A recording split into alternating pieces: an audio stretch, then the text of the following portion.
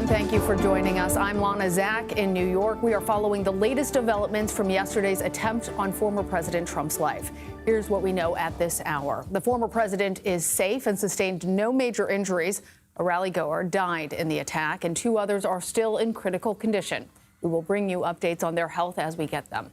The gunman was killed by law enforcement shortly after the assault began. The FBI has identified the shooter as 20-year-old Pennsylvania man Thomas Matthew Crooks. Little is known about him as of now, and officials say the investigation is active and ongoing. The Pentagon confirms that the gunman has no military service affiliation. The attempted assassination was not only a harrowing experience for Trump, but also for the thousands in attendance, including members of the media, security, his own political supporters, and political allies. The next shot, we knew that it was gunfire, and we just fixated on the president. And it was just at that moment when he grabbed his head and hit the deck, you could see he didn't fall down. He deliberately went down and, just highly concerned. We're sitting here watching the assassination of a president.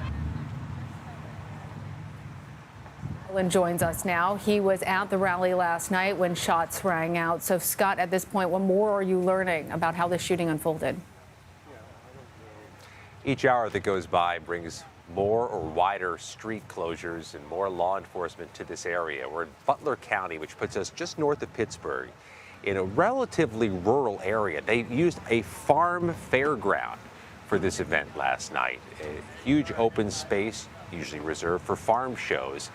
And the crowd that was here, in the thousands, when the shots rang out, was so disoriented, it's hard to erase from your mind's eye the images of people colliding with each other, trying to find where to go, safe harbor.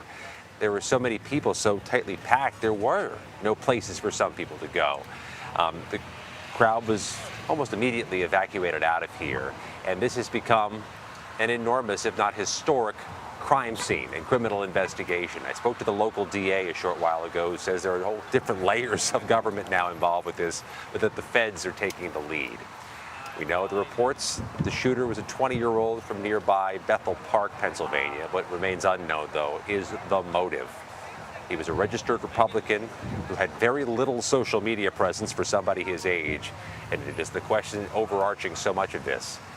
Why did it happen? And also, how did it happen? How could an event that is supposed to be uniquely secure become a shooting scene? Yeah, Scott, there are so many questions. You and I have been discussing them literally since even before this event happened. We were talking about this event and then throughout the night. I'm wondering, given that you are still there in Butler, what is the mood like? How are people responding? How are you feeling today? Like in a mass shooting, people are coming here hoisting flags or signs. Somebody just covered a police road closure sign with an American flag. I'll acknowledge that we've gotten some taunts, some jeers this morning, people saying the media is responsible. It's a small minority of people, but it echoes what we heard at the rally last night after the shooting, people directing their ire at the cameras and the news media here, just trying to ascribe some type of blame for that. But the local prosecutor who served this county for 16 years acknowledged this is going to be a terrible association with Butler County, Pennsylvania's name. A stain on the county's name that this happened here. Not that this county bears blame for it, but this county is now associated with the first assassination attempt of a former president or sitting president in 40 plus years.